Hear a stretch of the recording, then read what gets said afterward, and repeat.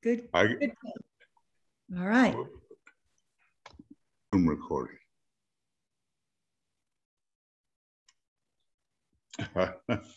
Hello, friends. I found myself quite alone because I had reverted to to a Zoom program for doing the books. As you know, I have been doing. I sent out to you today, and it probably will be up and ready for you and is available to some of you directly, the conclusion of Alice Bailey's Introduction to Discipleship in the New Age, Volume 1, Section 1, and video commentary. So some of you have received that, and for others, you go to Makara or YouTube, and you can find it. Nice to see you here, and like to welcome you all. Of course, Joe and BL on the communications staff helping so much and trying to keep me on the straight and narrow, which is not always possible here. And welcome Anna and Anne and Annette and Astra. Let's see here. Who else have I got?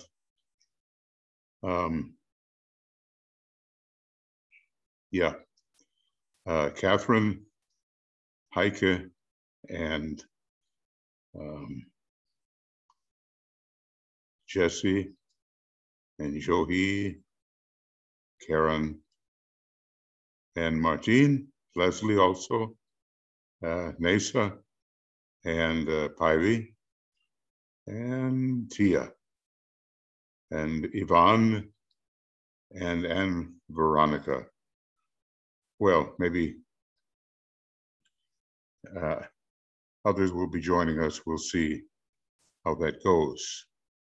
Now, I think, if I'm not mistaken, yeah, you're all here. All right, very good.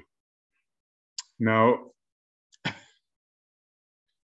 what I have been doing, because there is so much going on in politics at the moment, which is clearly, I guess the old word is chicanery.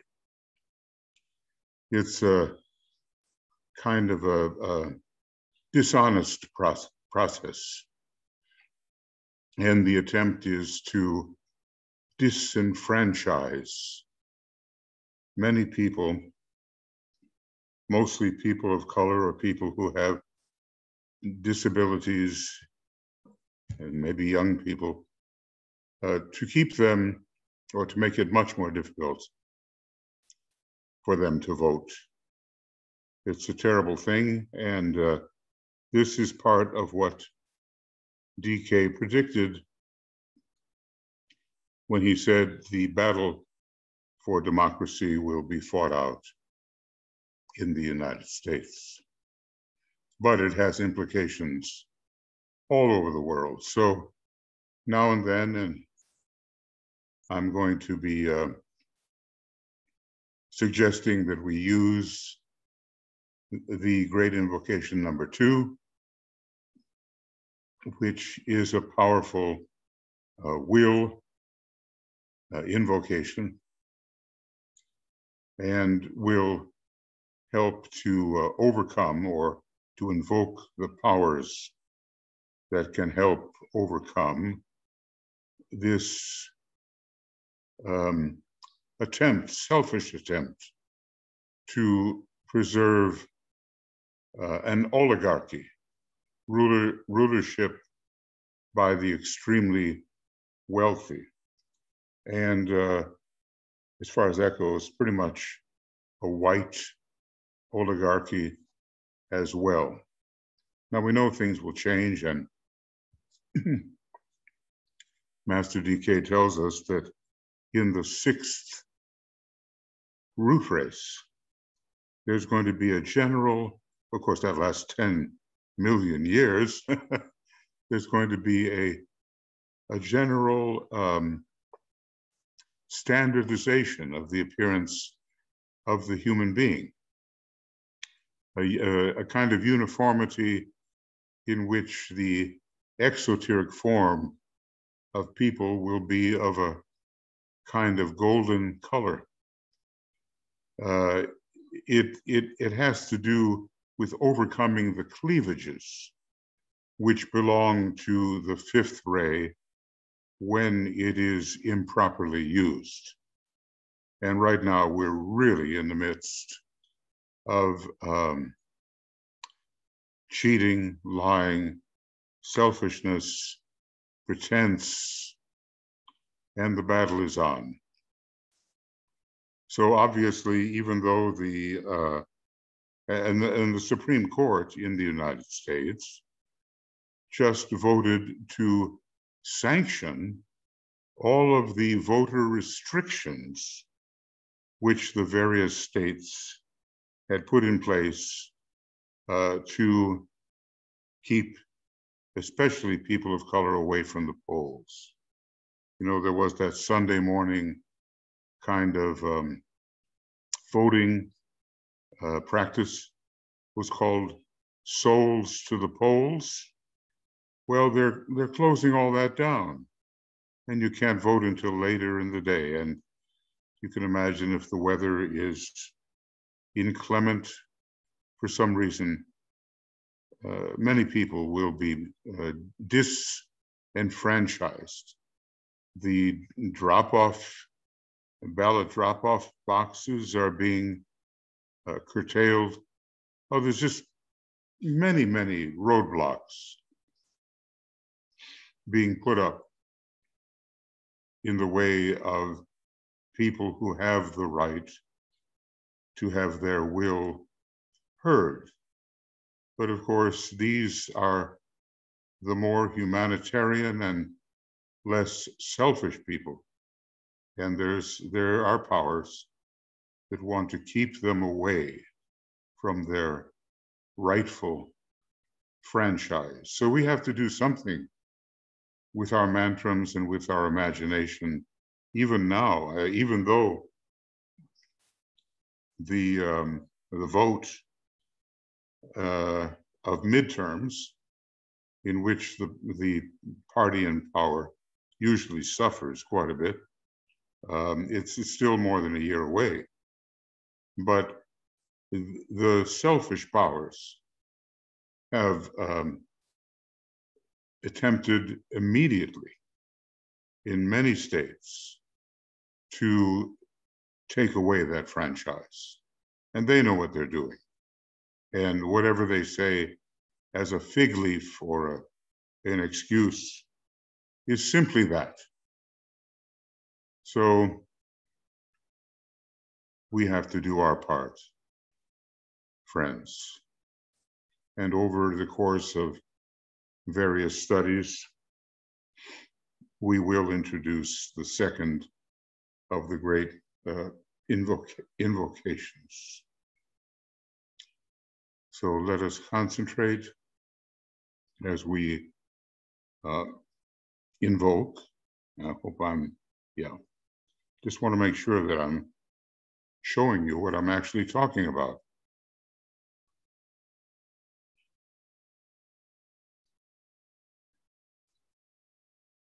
And we're, in a way, reaching invocatively towards these shambolic beings, at least temporarily shambolic, and calling for their intervention.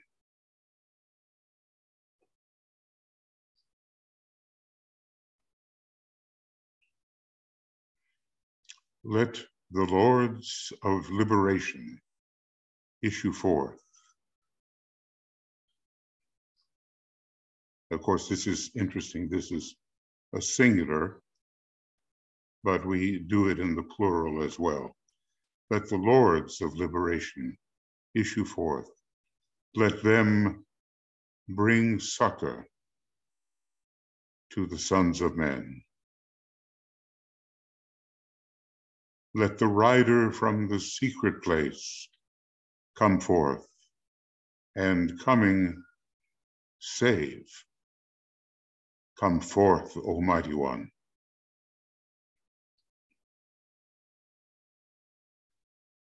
Let the souls of men awaken to the light, and may they stand with massed intent.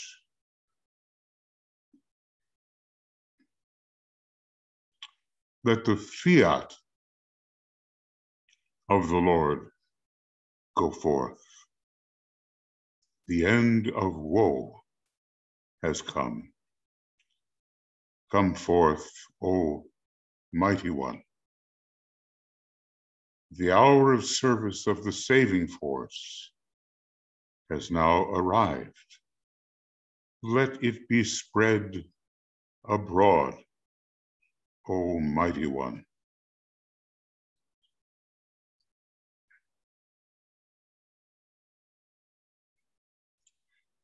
Let light and love and power and death fulfill the purpose of the coming one. The will to save is here. The love to carry forth the work is widely spread abroad. The active aid of all who know the truth is also here. Come forth, O Mighty One, and blend these three. Construct a great defending wall. The rule of evil now must end. Oh.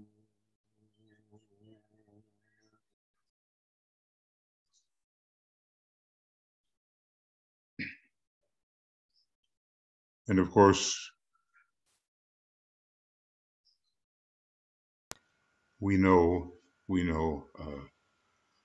that the Mighty One here is the Christ, the Kalki avatar, the rider on the white horse. It is so much in many mythologies, this idea of the returning Savior at a time of distress. We have to look ahead now, because greater distress is coming because of the divisions which exist between the angel of the presence of humanity as a whole and its dweller on the threshold.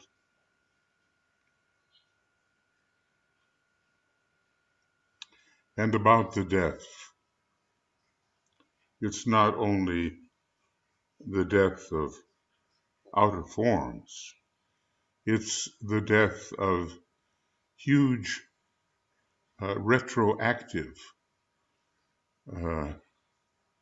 outworn thought forms which hold humanity in prison.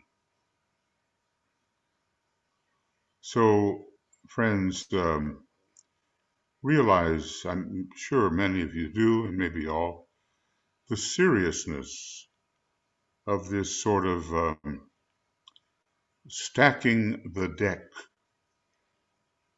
use a card-playing term, against the people who would vote more along the second-ray line. and giving undue advantage to the people for whom the imprisonment of the sixth ray is still powerfully in effect. And, we've got a year and a bit more until midterm elections. And I would just say, in terms of the struggle, we haven't seen anything yet. It's going to get intense. And so it will be for the 2024 election. And it will not only affect the United States, that's the whole thing. The autocratic powers are watching what happens, waiting to increase their power because of what the United States may do or not do. So that's the seriousness of the issue.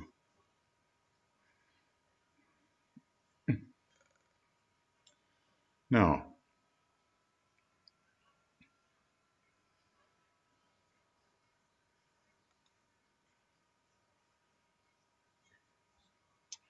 yes, and a statement is made by Anne. We must not leave our post. That's it. Just like Sanat Kumara, he stands at his post until the last weary pilgrim has found his way home.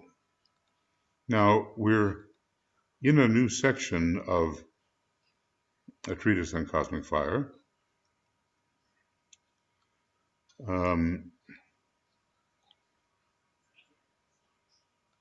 And it's all still part of the work of the foundation. We're dealing a lot with, excuse me, but just myself just a little here.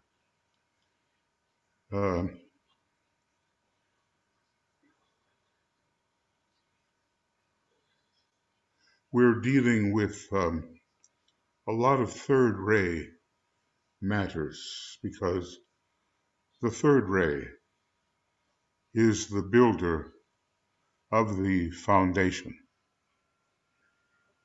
So the first 100 and something pages in the book, maybe not as interesting to us who are really interested in solar fire and the soul, but foundational to everything that we do. So we'll begin, and I'll make some little highlights as we go along. And I just want to say that if you want a really detailed, exhaustive treatment of the material, please go to Makara, where you will find the written commentary on all these matters. So it depends on how you want to work and how it's most convenient for you to work. So this is about the, let's see what we've done here.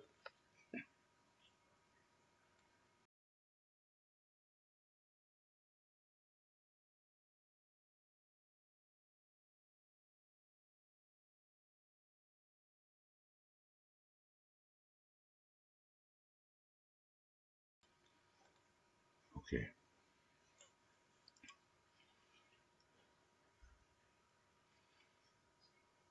DK is saying, and we got up to page 73,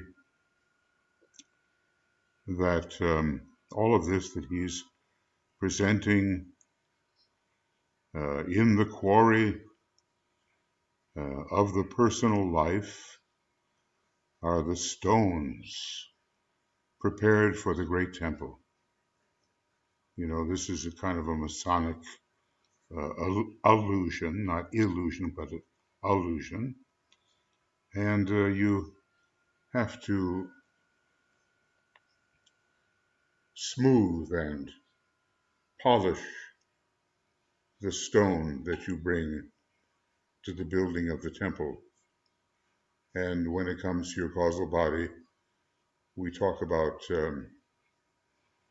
many stones with which you are erecting a more perfectly radiating egoic lotus.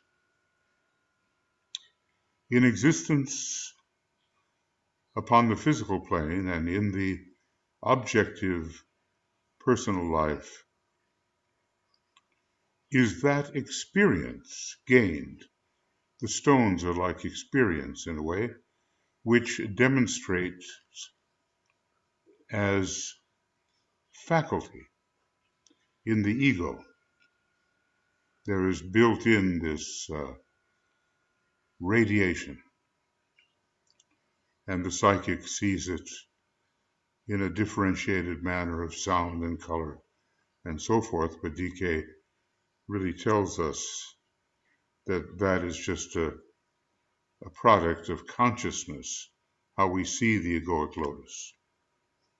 And in fact, the original radiation is much different.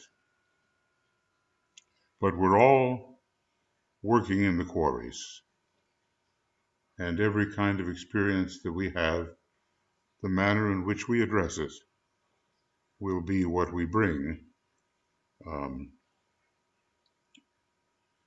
to the building of the temple. Whether it's the individual temple or the group temple or the national or international temple, all of humanity is building the egoic lotus of humanity. And there are still many things to be done over many years. So, what is here suggested, he says, would richly repay our closest attention and open up before us reaches of ideas, such as, let's say, Alice Bailey experienced, which, going on, should eventuate in a wiser comprehension, a sounder judgment, and a great encouragement to action. Okay. So now we come to this section called the personality ray and karma. Karma is such a vast subject, and to disentangle it all, we'd almost have to be a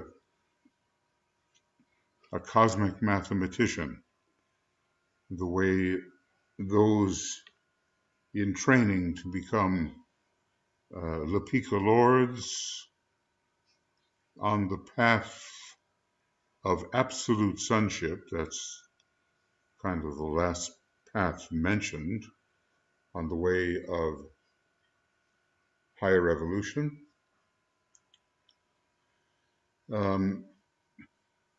So that's beyond us. But maybe some fundamentals we can understand. So he says, it might be wise here to recapitulate a little. I'm always grateful when he does that, because a really good teacher does recapitulate to make sure that the ideas are solidly received and understood. It might be wise here to recapitulate a little so that in the refreshing of the memory, again, Ray 3, Lord of Memory, may come the basis of further knowledge. We dealt first with the three fires of the system, macrocosmic and microcosmic. So it's how fire by friction, solar fire, and electric fire work microcosmically and macrocosmically. And going on, have laid down certain hypotheses. We passed to the consideration of the first of the fires, which is that of matter. Now, that's largely what we're dealing with right now. It's an old story, you know, but we still haven't learned how to really handle the material element the way it could be or should be handled. Going on then, having studied it somewhat in its threefold manifestation in the various parts of the system, including man. So, you know, we studied this in relation to the atom and the human atom and the planetary atom and somewhat the solar atom, and it can go on, that kind of study. Having studied it somewhat in its threefold manifestation in the various parts of the system, including man, we took up the matter of the personality ray and its relationship to this third fire, this fire by friction.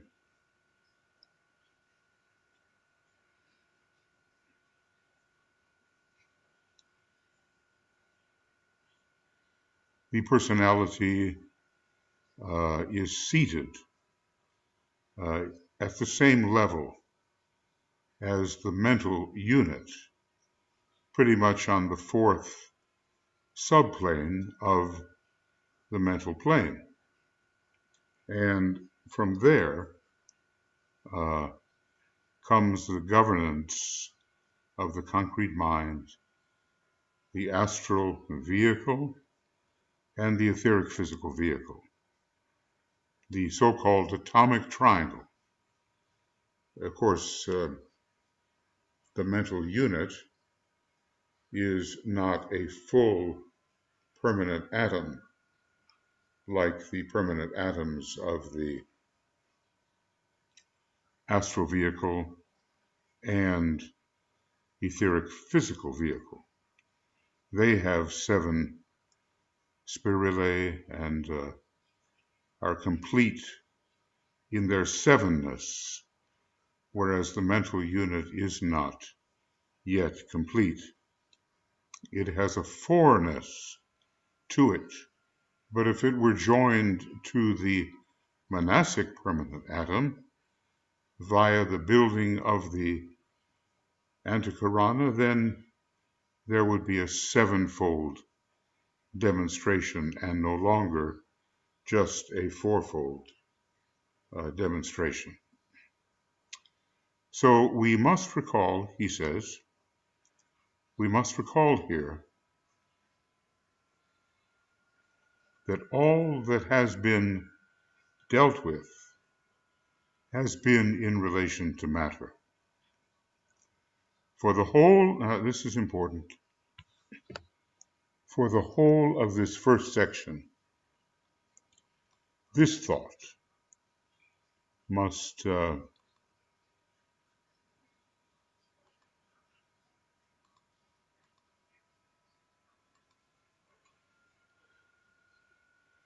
be borne carefully in mind. In our second section, which we have not yet entered, of course, DK says, we will consider all from the standpoint of mind. And that includes the higher mind. And in the final section, remember, all of these are already commented upon in written form. And in the final section, from the standpoint of the divine ray, well, sometimes the divine ray is considered the great second ray.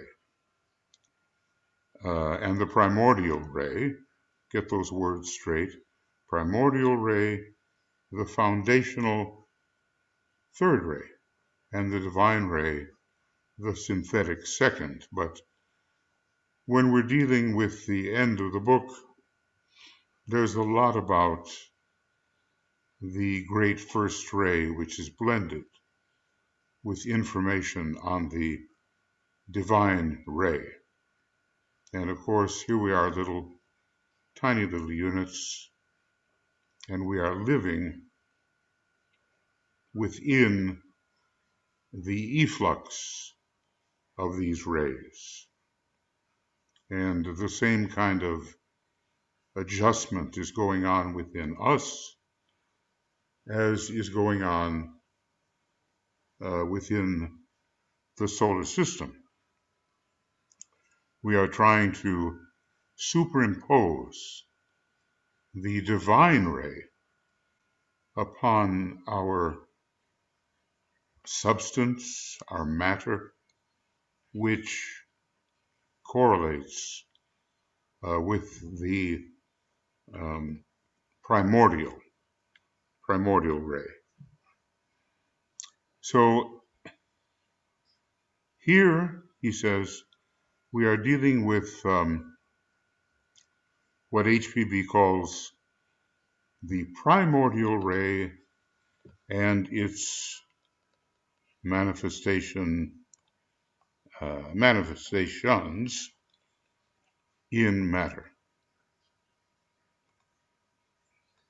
Now there's a footnote. Okay, Secret Doctrine, Volume 1, page 178, and Volume 2, 596.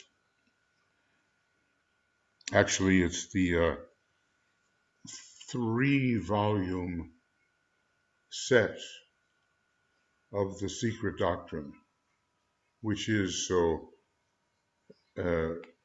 referenced in this book, A Treatise on Cosmic Fire.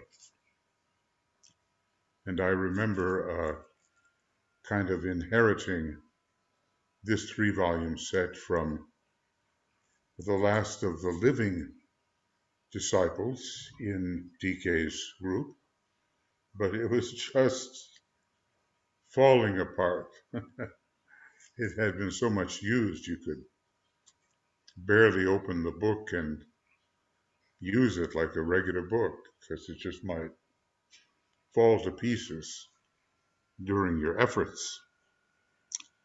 Anyway, all going on, all these rays of cosmic mind, primordial activity, and divine love wisdom are but essential quality, demonstrating through the agency of some one factor. Now, what happens is that the divine will demonstrates through cosmic mind from the cosmic mental plane. And from the area of the causal body, cosmic causal body, divine love wisdom uh, flows in, but of course, like the cosmic will, it has an origin within the cosmic spiritual triad. So maybe from the cosmic Buddhic plane, divine love wisdom flows in and becomes eventually part of the big Agni, which is the personality of the solar logos. It's all coming in a way from the area of cosmic mind, which of course is something the masters are striving towards. Some kind of understanding of it, and we're a long way from that. Our whole spiritual unfoldment for a long time to come is taking place on the cosmic physical plane. But we open our minds and we realize through the law of analogy that there are higher sources. And we try to get, under DK's instruction, some kind of scheme or pattern about how it works. So these rays are going to demonstrate through some kind of personality factor. The primordial ray, now that's the third ray.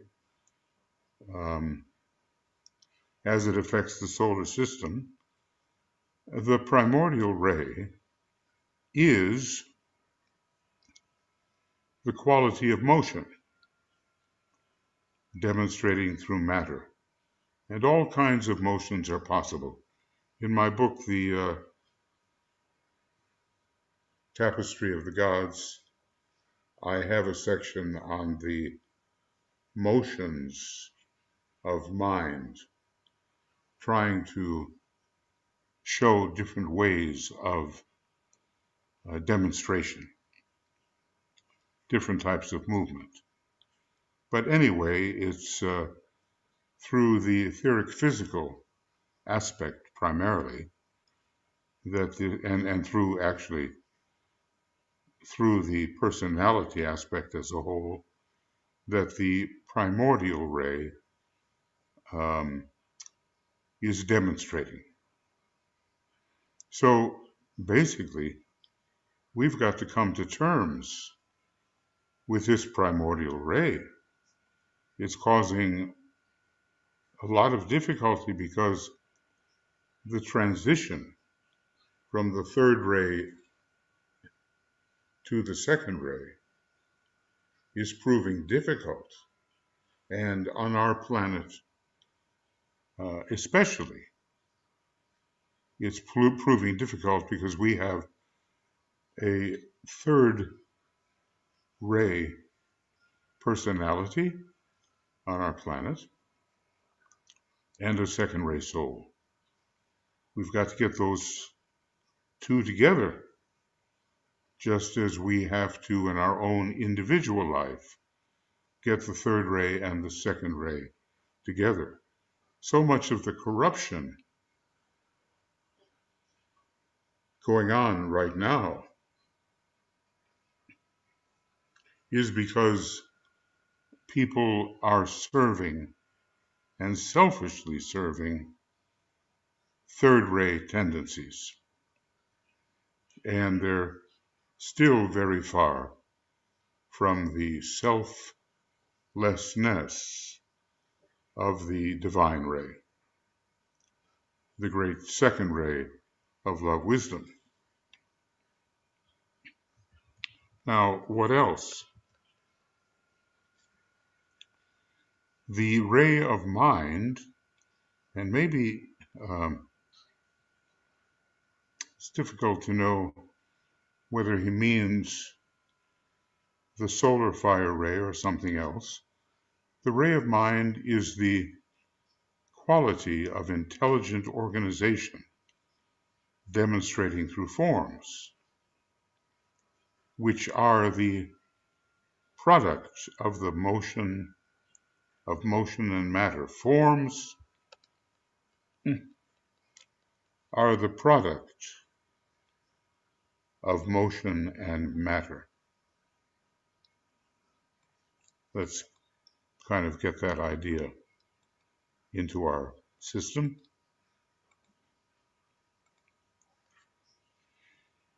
And then there is a higher ray.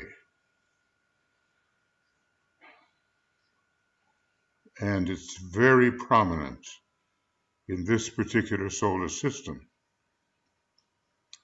which is the second major, and has such an emphasis on solar fire. The ray of love wisdom is the quality of the basic motive, which utilizes intelligent organization of matter in motion to demonstrate in one synthetic whole the great love aspect of the Logos. That's a beautiful sentence.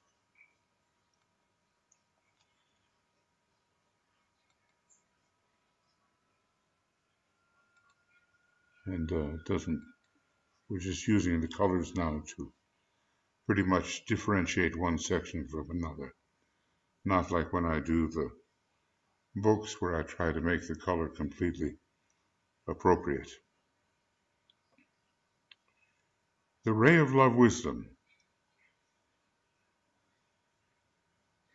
which is deeply effective in the life of the true aspirant or the true disciple or initiate or master. The ray of love wisdom is the quality of basic motive that utilizes the intelligent organization of matter in motion, that is, the forms within the personality. And here's what's really important: to demonstrate in one synthetic whole the great love aspect of the Logos. So we're kind of also hinting through the idea of synthesis at some kind of accessing of the first ray as well. Let's see what the footnote may say here. Again, a secret doctrine reference. Okay. So, different cosmic rays work out through different vehicles. And that's just the same as what's going on in our own system. Higher energies within our own individual system work out through different aspects of our personality. And all of us, well, we're working on one thing or another. We do not have perfected personalities. None of us do.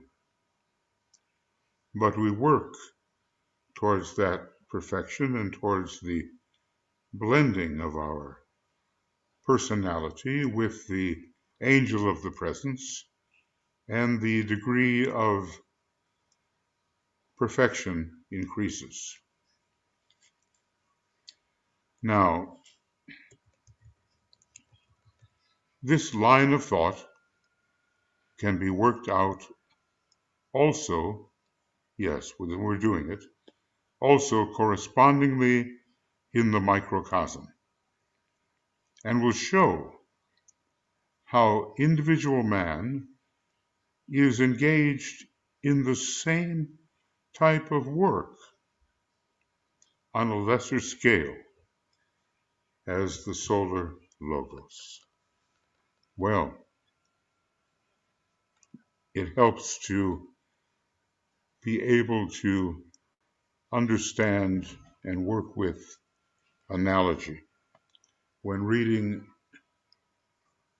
this book,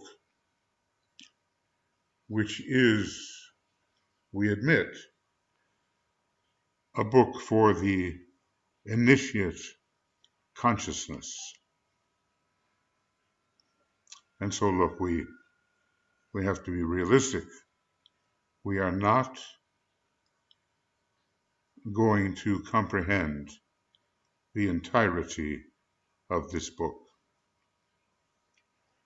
But thought by thought, nugget of knowledge after nugget of knowledge, we will increase our understanding, broaden our consciousness, and deepen it and our meditative practice. And that is fortifying us for the many battles that we have and will be having in the outer world as the forces of obstruction seek to take over. Now, we don't have to be a genius to see how that's working out. There are just a lot of selfish people addicted to the activities of matter and think in terms of matter and in terms of lower ego. Alice Beatty points this out in her introduction to Discipleship in the New Age, Volume 1. There's lower ego and there's higher ego.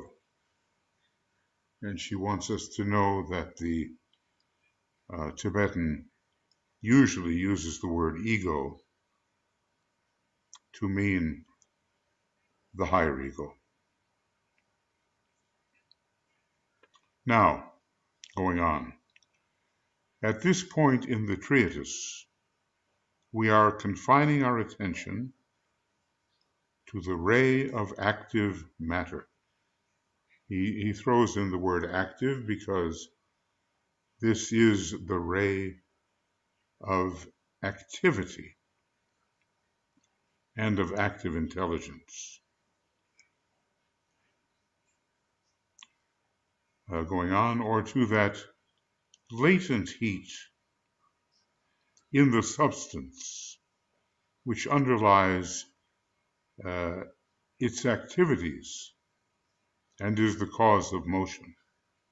When we're frozen, when that heat doesn't exist, nothing's going to move. So it is latent heat on a relatively low level of the personality, which guarantees our vitality, our motion. If we think with sincerity, by the way, he does say that the third ray does think with sincerity, at least once reasonably developed. If we think with sincerity and with clarity,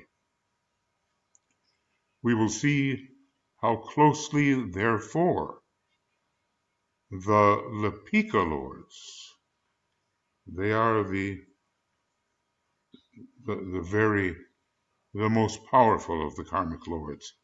The Lipika Lords, or the Lords of Karma, are associated with this work. There's something, as I say, very third ray and mathematical about the training to become a Lipika Lord on the way of higher evolution, which is the seventh path of absolute sonship. There are two more paths now, you know. I think if you go to page, I think it's 412 in the rays and the initiations, you will find DK saying that two more paths, which he doesn't describe, have been added to those which the human being can tread. So,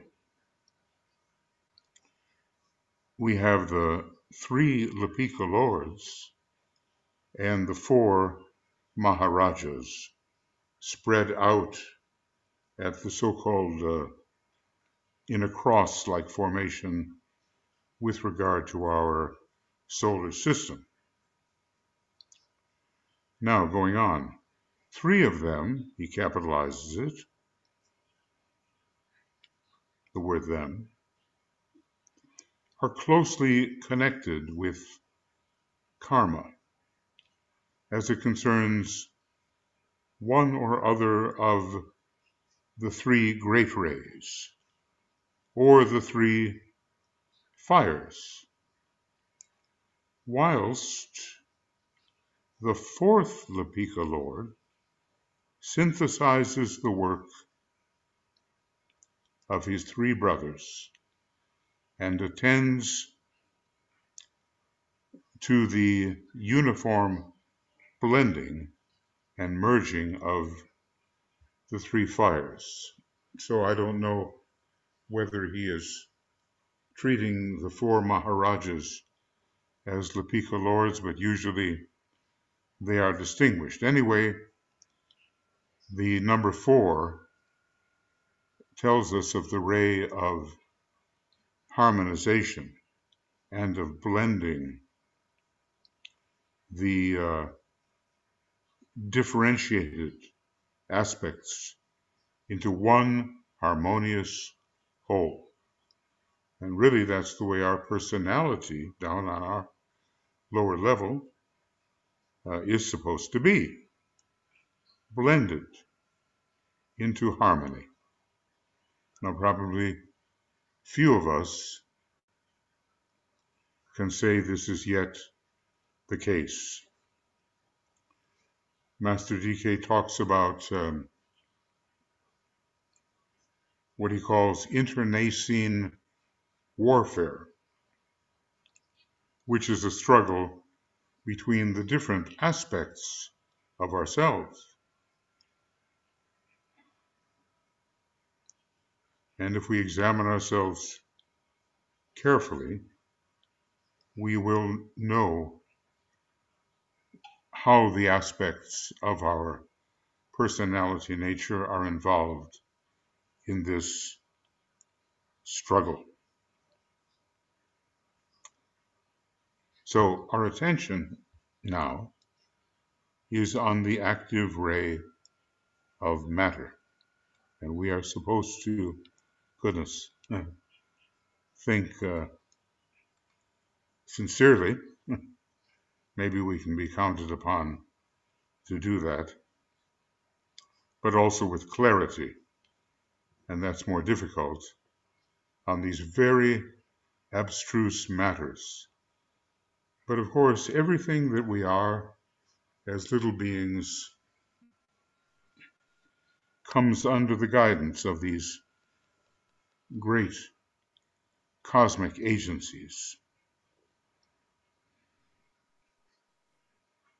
Okay. Now, going on. The fourth synthesizes the three. Sounds familiar, doesn't it? And that's what's happening in our own personality. Personality is keenly related to the number 4. I'm not talking about what ray personality you have, but just generically. And it's meant to harmonize the other 3 aspects. Going on. On our planet, the Earth, they find their point of contact through the 3 Buddhas of activity. Well, at least, let's say, probably 3 of the Lipika do. And these Buddhas of activity, you know, are behind the whole triangles network and are on watch. And we are especially dealing with the Buddha of will and the Buddha of love at this time. So he's asking us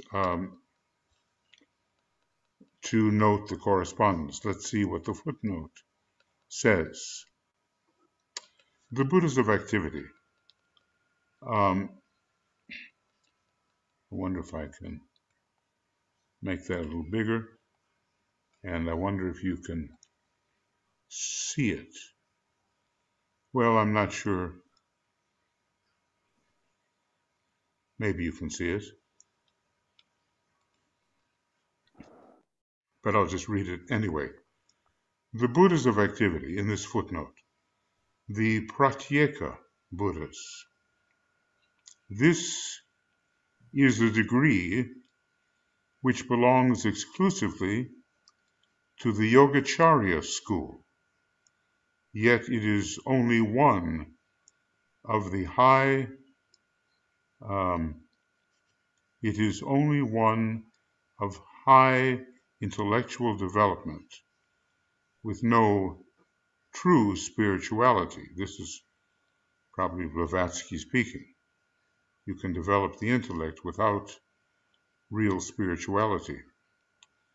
It is one of the 3 paths to nirvana and the lowest in which a yogi, without teacher and without serving or saving others, by the mere force of will and technical observances, attains to a kind of nominal Buddhahood individually.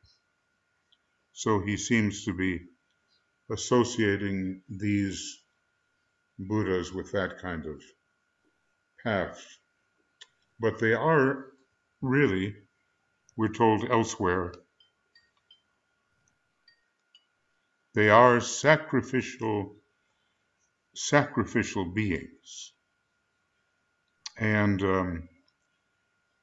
they serve Sanat Kumara, and they do so willingly, surrounding him as probably his 3 closest consultants. Okay. I'm sorry, there came a little interruption there, a telephone call, but I trust that it's gone now. I hope so. All right.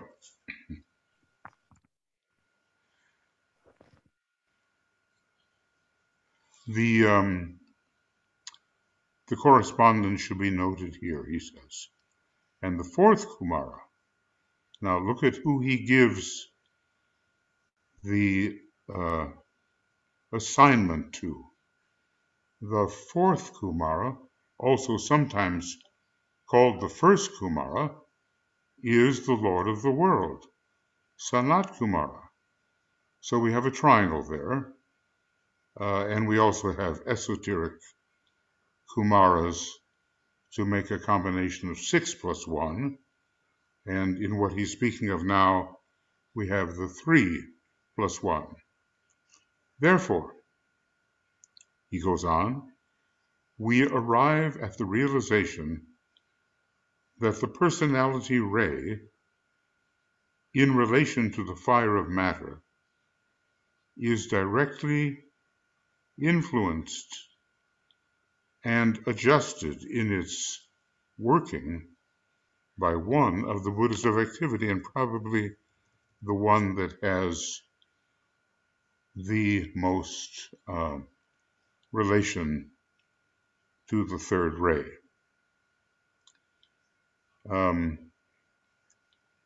We're just about there in terms of what I can actually do today. The next one will be taken up the next time, whenever that may be. The karma of matter is an abstruse subject and has as yet scarcely been hinted at. It is nevertheless indissolubly mixed up with the karma of the individual. And these, there are some footnotes here. We'll see if it's worth getting into.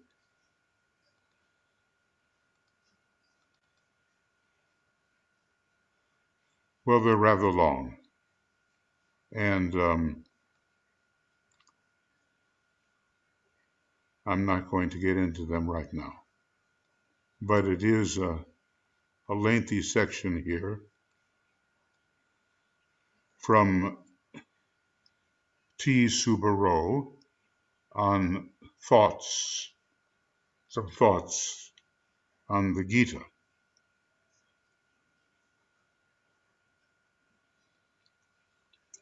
And let's see what else we have. Yes, quite a bit. I think I will say something here that the Lipika are the spirits of the universe. They are connected with the law of cause and effect, karma, and are its recorders.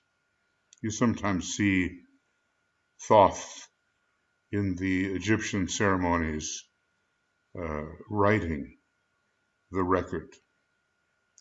Lipika comes from lipi, L-I-P-I, which means writing. And then the footnote directs us to go to the secret doctrine. The Buddhas of activity.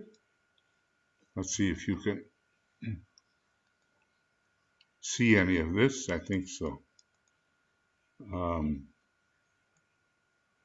The Buddhas of activity are the triad who stand or stands closest to Sanat Kumara, the Lord of the world. They are the planetary correspondences to the 3 aspects of the logoic third aspect, and are concerned with the force behind planetary manifestation. We really, the number 9 becomes very important because for each of the 3 fires, there is a threefold demonstration, and that's why the cycles for the third ray are measured out in 9s, 9, 90, 900, 9,000, and so forth. He also talks about monadic essence, the matter of the atomic or highest subplane of each plane. That's the very first subplane on each level. And elemental essence is more complicated. It's more composite.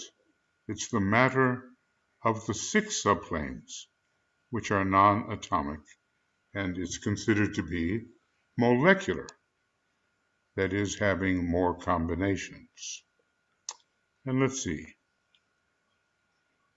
Well, maybe it's worth reading before we stop how in the thoughts on the Gita, he describes karma. Karma may be defined to be the force generated by a human center to act on the exterior world and the reactionary influence that is in turn generated from the exterior world to act on him, the perpetrator. That may be called karma.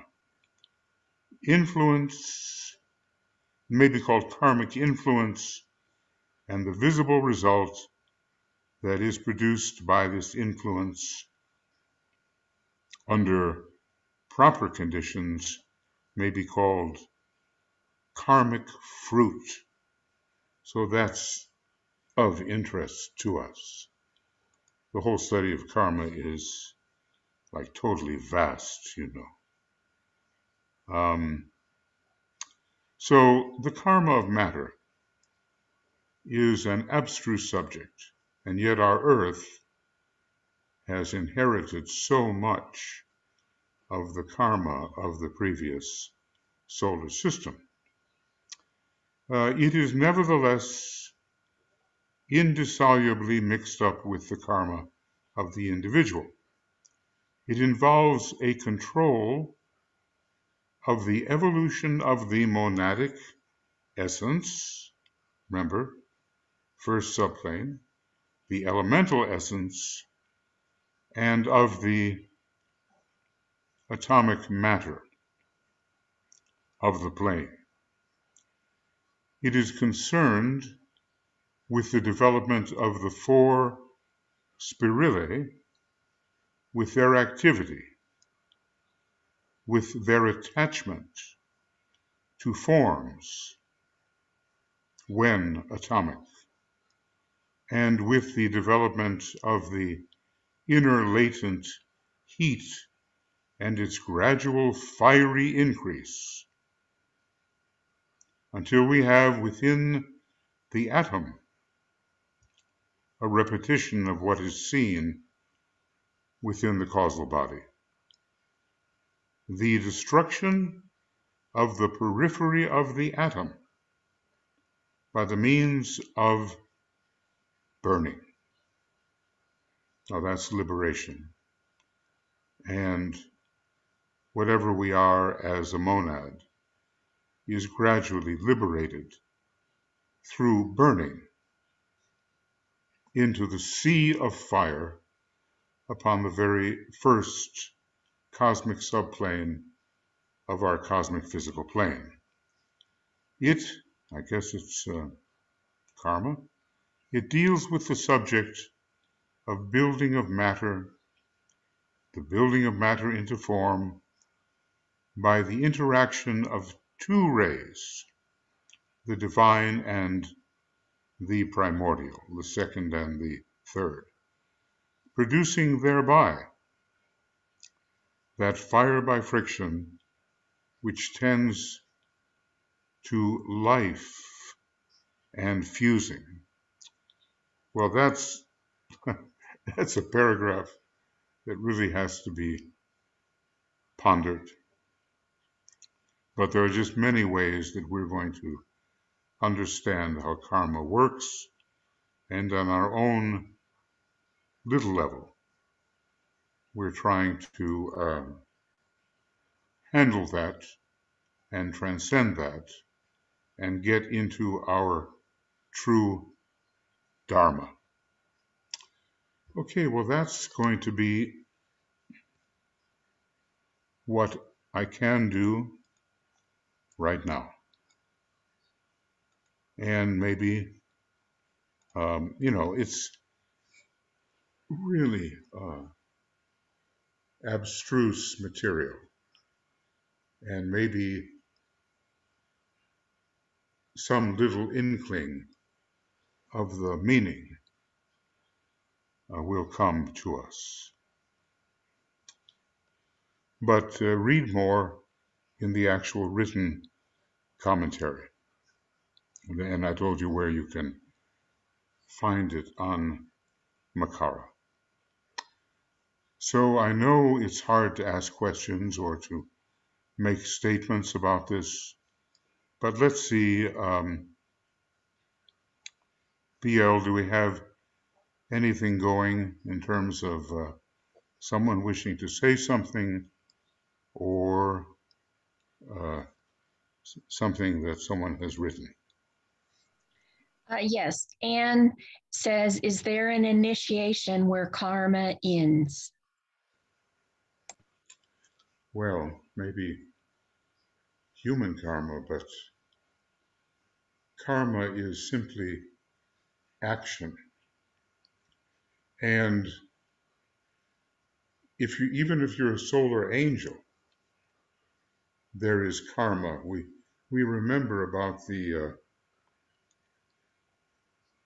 solar angels who refused to incarnate. DK says, well, it was the proper thing to do because vehicles were not really ready for them, but it had consequences, and that of delay of the process, and that karma fell upon them. There is a definite karma on the planetary level for the different planetary logoi. And we can imagine as we go up that every great being will have its karmic consequences depending upon the choices that it makes. And even on very high levels, those choices, Libra, Saturn, right, are made. So maybe the usual human karma comes to an end at the fourth initiation, but then a whole new possibility or type of karma and its consequences continues. That's how I understand it. Of course, right now we just have to take care of the issue immediately in our own little lives. And as I say, the main thing to do is to move from entrapment in the usual kinds of karma that beset a human being into the Dharma, where we know we are really serving the divine plan in a specific way that is suited to our nature. Okay. Anything else? Yes, hold on. I need to make sure. I think I lost something here. Jesse says the last highlighted line, it deals with the subject, seems to me to be the work of Vulcan, the burning away of the dross in matter. Just my understanding, she says.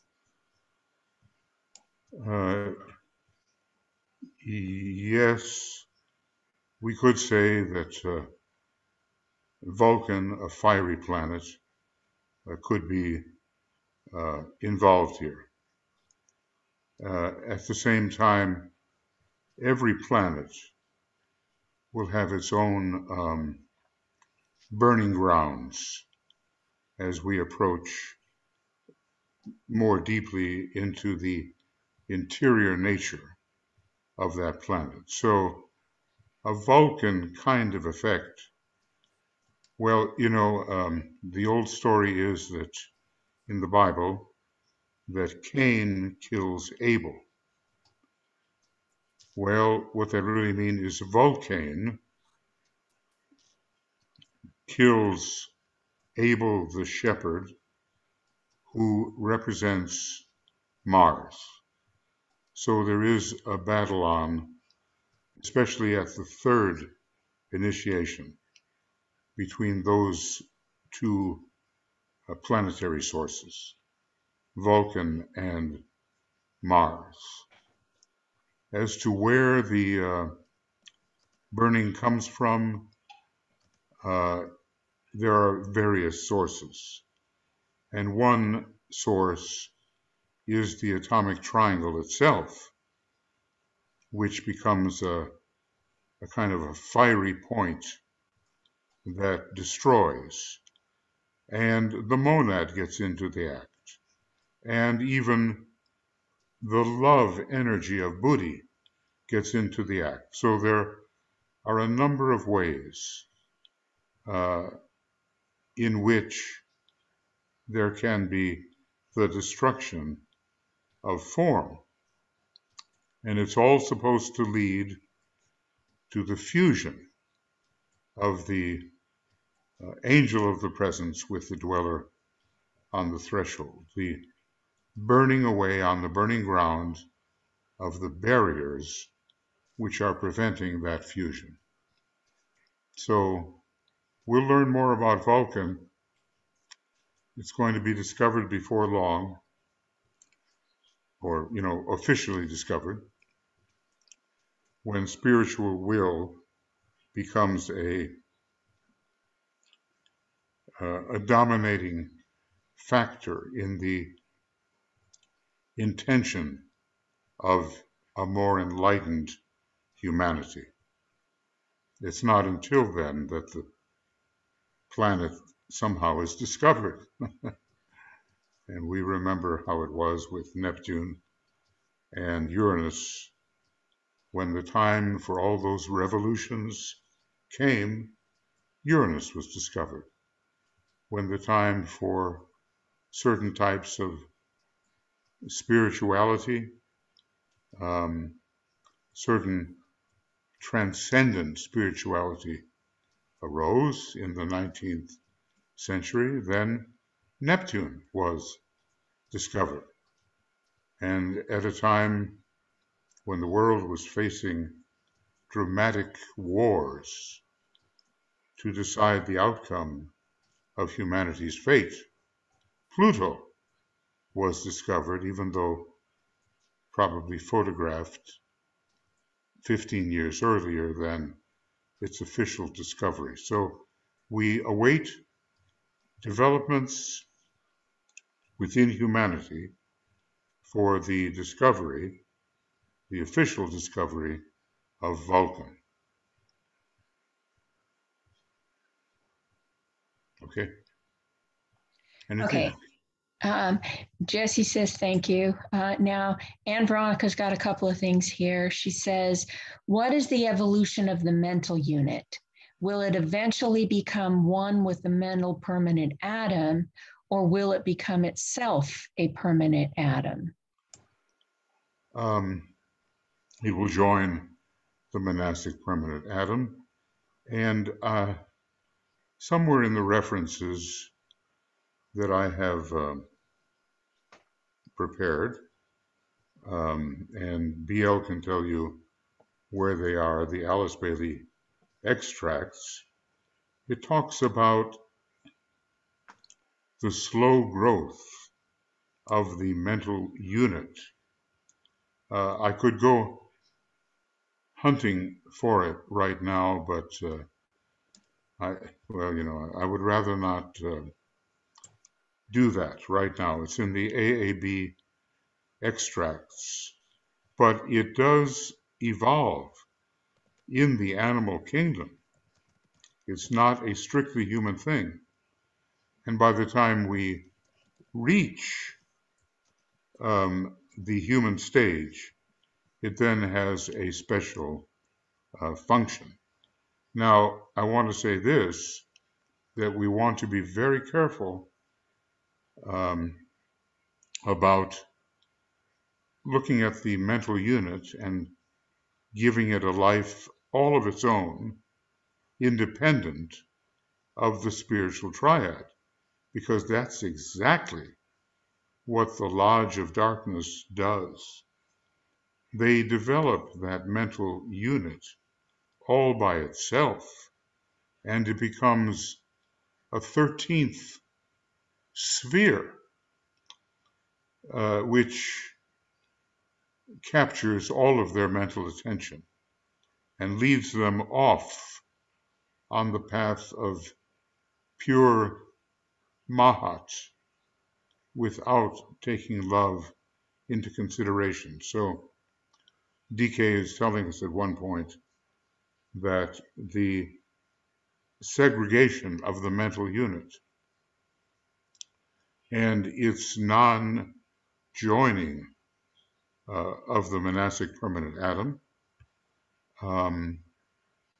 is the cause of the ill-omened number 13, or is the cause of the reputation of the ill-omened number 13. And he says, above all else, we must, students must avoid creating that additional sphere of activity which will prevent them from truly building the Antakarana and stepping upon the Syrian path of initiation. So the joining of the mental unit with the monastic permanent atom creates a seven-fold structure. And that is what we're trying to achieve at first with our building of the Rainbow Bridge. And later we reach up into other aspects of the triad and expect some kind of downpouring from the Buddhic permanent atom and from the Atmic permanent atom. But we don't reach them because they are so very, very high that they are even beyond the master's capability to reach them. So we join up the mental unit with the monastic permanent atom and create, instead of a 4 and a 3, we create a 7.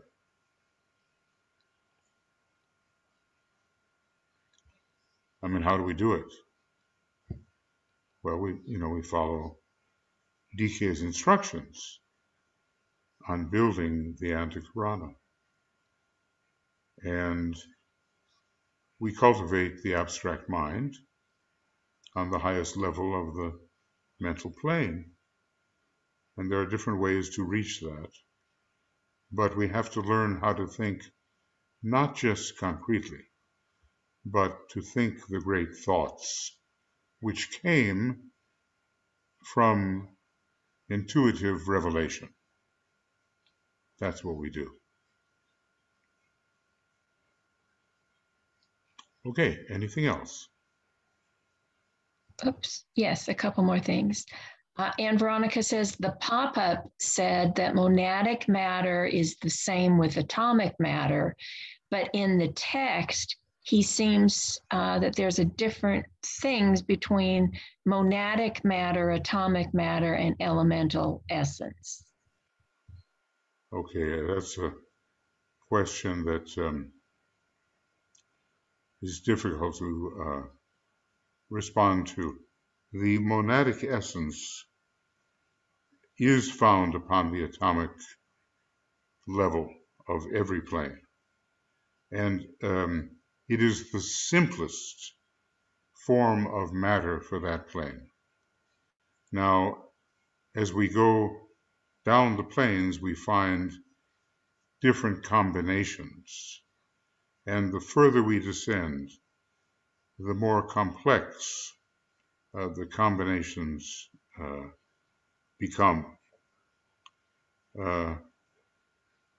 Suffice it to say, there is an operation occurring on the first subplane, which is linked to every other first subplane, and the spirit within us, the monad, has a special access to that particular subplane, one after another. So we have to think in terms of when will the monad be a conscious factor in our life, and what does it do?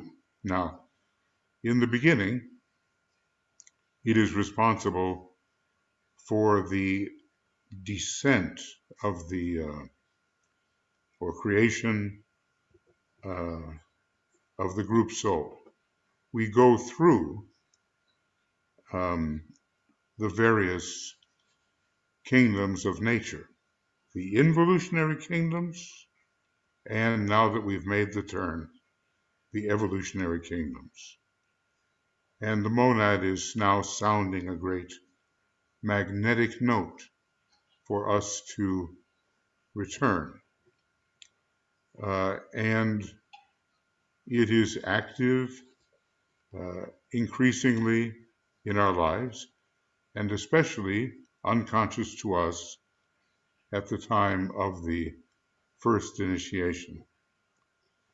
But the whole question of monadic essence and the other essences of the other subplanes, they have more to do with building complexity on the path of involution. Now, you know, that question, I know I have not answered it to your satisfaction or mine, but those are some of the thoughts surrounding the issue of the monad, monadic matter, molecular matter, the path of evolution, or rather involution, the passing through the different kingdoms on the way up again to a conscious relationship with the monad on the path of return. So there are, you know, 5 or 6 factors all involved in that one question. I think that's probably all I can, let's see. Yeah, I don't want to dig too deeply into that right now, but I will think about it, you think about it, and see what you come up with, and so will I. Okay, and then she didn't raise her hand, but Yvonne said she had a question. So let me see if I can. Okay, you're unmuted, Yvonne. Did you have a question? Yes, I did. You had mentioned, Michael, that the solar angels, when they could not come into the human forms because they were not adequate and could not hold their energy, that they got karma for this. Why, when they were unable to do this, and it was like a physical impossibility, because well, why did they get karma for it? They could have done it. It would have required a very great sacrifice, and DK pretty much gave them a pass on that. But in the esotericism we read of those who refused to incarnate. Now, some of those who refused to incarnate were supposed to do so. Others, it perhaps was not impossible, but objectionable, we might say. And because of now this is kind of an odd thought, but because some of these refused to incarnate when they could have and should have, the so-called sin of the mindless, about which HPB talks quite a bit, occurred. And the mixture of human with animal forms occurred. And the karma of that mixture is the production of individualized beings who are still trapped in ape-like bodies, such as the gorillas and orangutans and some of these other groups that would not have happened. Their entrapment would not have happened, and the illicit blending between man and beast would not have happened if the solar angels who were to incarnate, regardless of how difficult it was, had actually done so. So the main thing is to differentiate between those who were justified in not entering the lower forms and those who were not justified. And I think there is a distinction there. Okay, so at this level, the angels, I always think of the Deva, do not have free will, but at this level they do, so they could choose whether they were going to or not. And something else that you just said, on the way back in evolution, we go through the kingdoms that we came through involuting. And so we have to go back through the animal, vegetable, and mineral thing on the way back. And how does that happen? Well, the monad it sends down its presence while still retaining its presence on a higher plane. It sends some representation of itself involutionarily, building ever more complex forms. Now, there reaches a bottom, so to speak, or what we call the turn. And from that time on, the rediscovery of the path by which we descended is the task of the awakening human soul. But we do that part that went down has to participate in the lower kingdoms, even while the monad in its entirety continues to supervise. So in a way, it's a pilgrimage, and the divine pilgrim has to experience the lower kingdoms and the group soul and all of those methods of group awareness on its way of return. So, this is quite a complex question, but once the turn is made, it is the pilgrim in a far country who is reaching for its origin.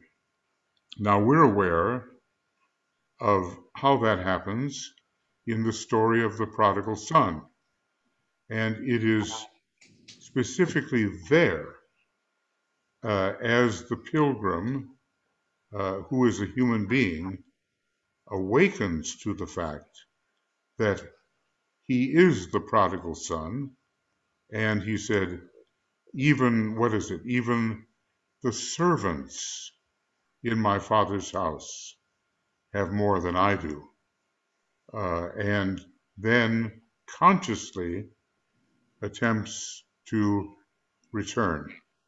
The rising through the lower kingdoms, however,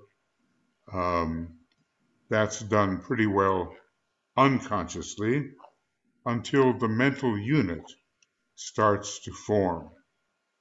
And it forms, as I say, please look it up in the AAB extracts mental unit, and you'll see that it forms long before the human phase. So I'm trying to think, do you get some ideas from what I just said? Or, Thank you. yeah, or do you need, we all need more. I know, I'm sorry, I have this back condition. Let's see if I can do anything that is of interest. Yeah, it's just when you said the path to return, we have to go through those kingdoms we came involuted through. So evolution. So when we go back, do I have to? I don't know how. You don't have to do that anymore. Okay. Okay, we don't have to do that. We don't have to go through those kingdoms on the way back then. Well, you've already done it. Yeah, but I just, from what you said, Michael? it sounded like, yeah. Michael, as I understood it, part of involution is going through those kingdoms. So when we reach rock bottom, it is, like in the mineral kingdom, and then we work our way back up. On the involutionary or the evolutionary, that's the way I understood it. Right, wrong, or indifferent. It's not exactly how I understood it, but let's see. Wait a second. AAB extracts. So what do I do? Will I be successful? Wait a second. Let's see.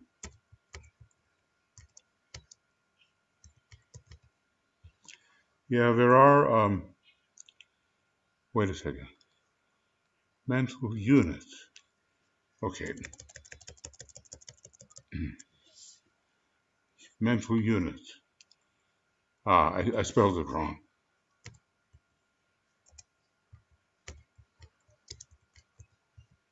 Now, how it appeared, the mental unit. Let's see. Well, here is one statement, and let's see if I can get it correct. It says, mental unit, how it appeared. There appears a triangle on the mental plane produced by monastic activity. And this triangle of fire begins slowly to circulate between the monastic permanent atom and a point at the center of the egoic lotus, and thence to the mental unit, which has appeared on the fourth subplane through innate instinct, approximating mentality. Now that shows that even in the instinctual phase, the mental unit was in process of being built. Let's see if I have anything else on that. Oh my. I'd like to figure out how this works. I seem to be a little bit, I don't know how to go backwards here. But I should be able to. Mental unit and, oh, well, I'm afraid I would have to start all over again. So, File Explorer and mental unit, how it appeared, and This is AAB extracts. It is disc D, AAB extracts, and one more time, ENTAL unit. Maybe that's the main quote. So there's a bunch of references here, and too many to go through. The mental unit, the creation of what? Let's see if I can get there.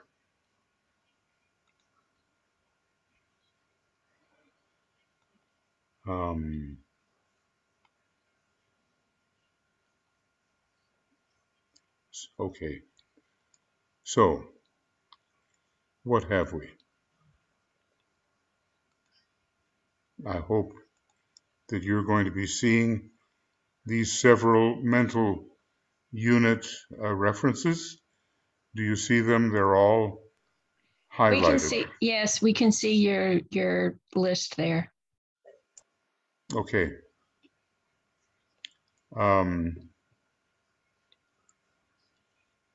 Well, there's just a lot to study here.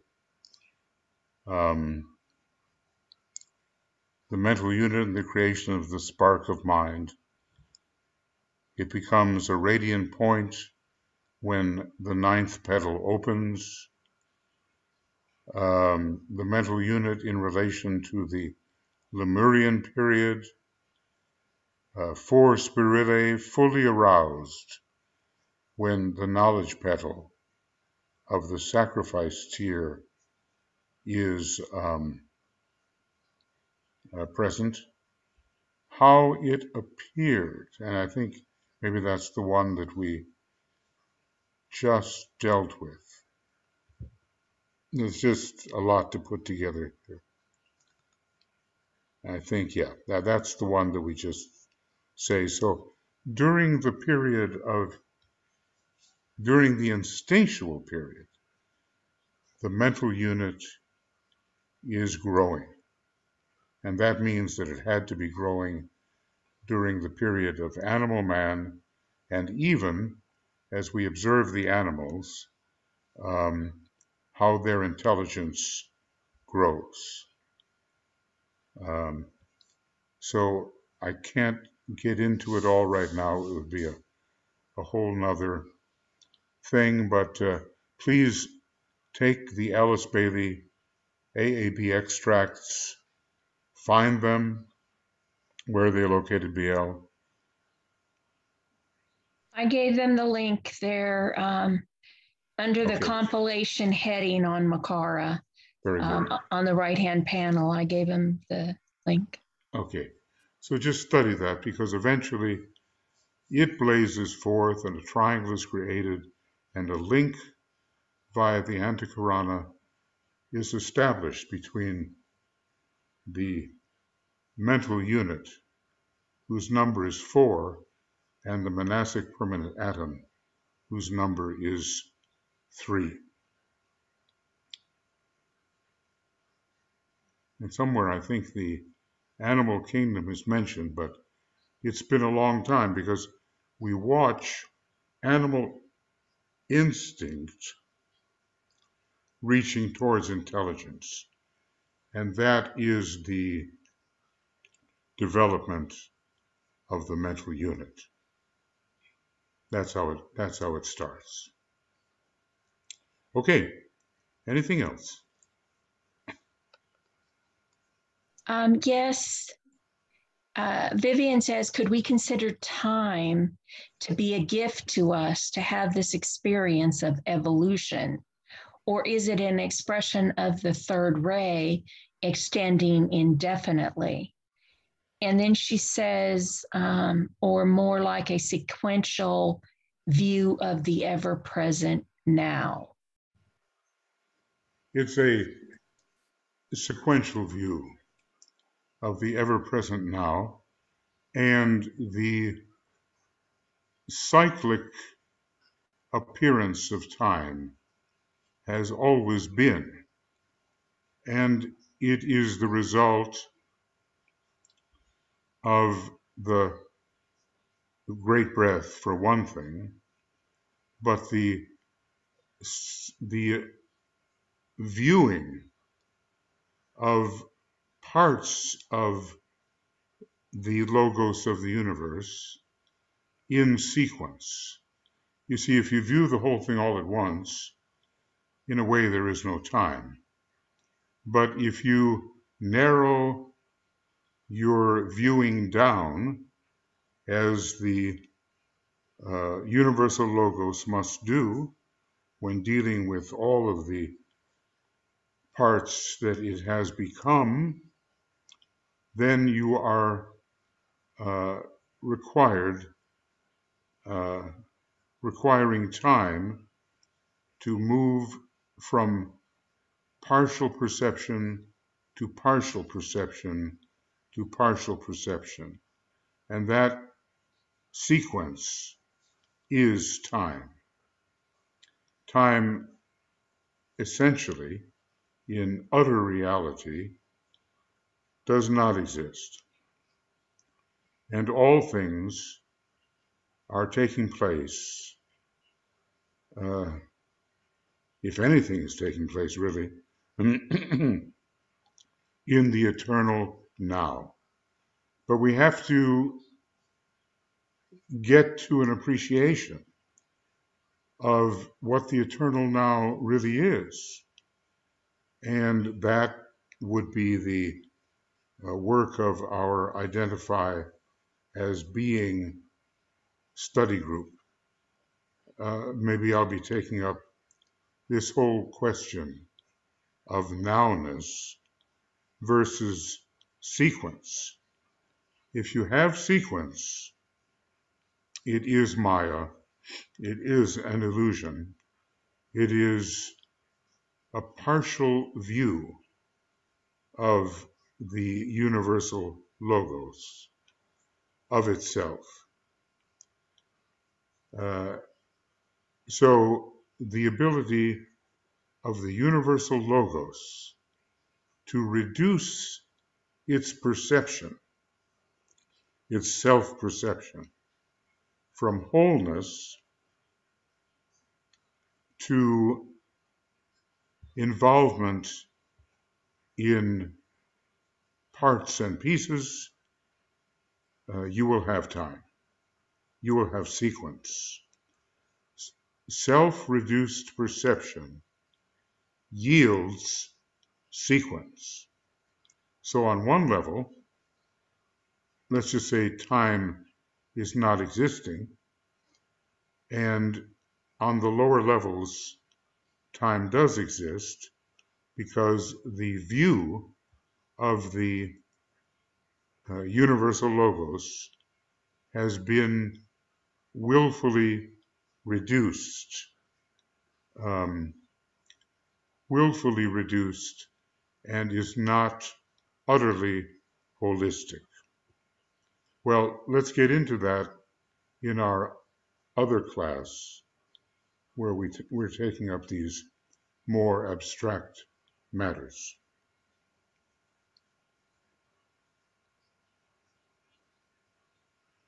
Okay, is that it then? Yes, I think so. Okay. All right, friends. Today is Friday. Does anybody have the weekly schedule in front of them?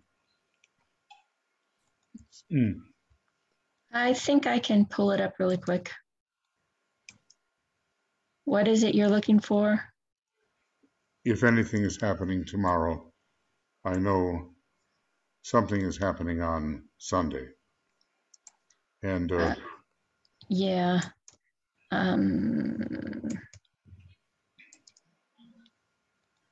Oh, hold on. My computer is not cooperating here. Tomorrow we don't have anything with you guys. There is a faculty meeting, but that's all. And then Sunday is the secret teaching of all ages. Right. And I believe Monday and Tuesday, following that, there's no activity. So our next get together would be Wednesday, the 7th, for the Ask Triangles.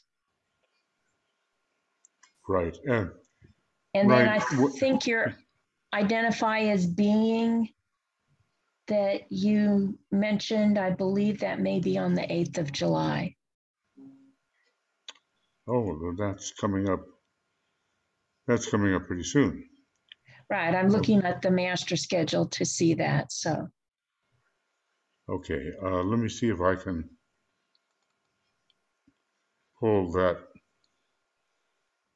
this up slightly so that it looks visible. I'm having a little trouble with my computer too. Yeah, all we can see is your list of where you looked through the mental on your AAB extracts. Yeah. Okay, well, this looks like it. And I'll just go to this. This is what you were talking about. And we're on the 2nd. The 4th, secret doctrine, yes. And be sure to attend that if you can, because Francis Donald always listens.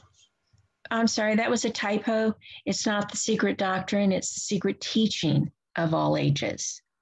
Oh, okay. Well, but whatever it is, it is on the 4th. He'll be offering it, so do attend. And nothing tomorrow. And then we wait until Wednesday. And when does the next science of triangles occur? Do you have that, or?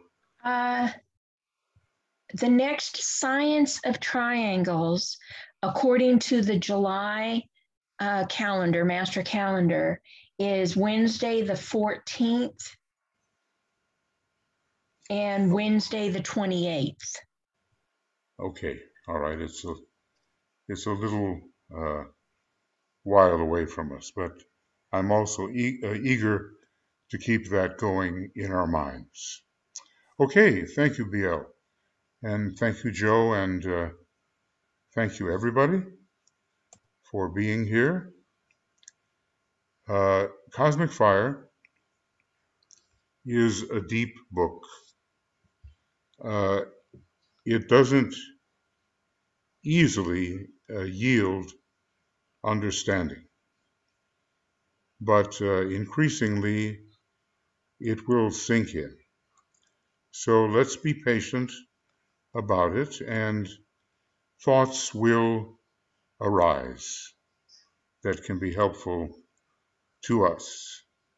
So lots of love and many blessings from all of us here on the communications team. And this will be posted, on Makara soon, right, BL? Something like that. Yes, as soon as it finishes processing, so probably within the hour. Okay. And fantastic. It'll be up on YouTube. Yeah, thank you, Joe. Thank you, Joe. All right, great. So just when this is over, sit still for a minute and ponder what impression you may have received from this kind of work.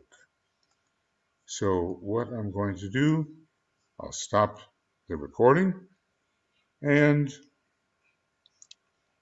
I don't know who is the great host here, because that person has to turn off the entire program. I just have the option to leave. So I wonder, is Michael? That's Joe. Oh, that's Joe at the moment. Okay, very good. All right.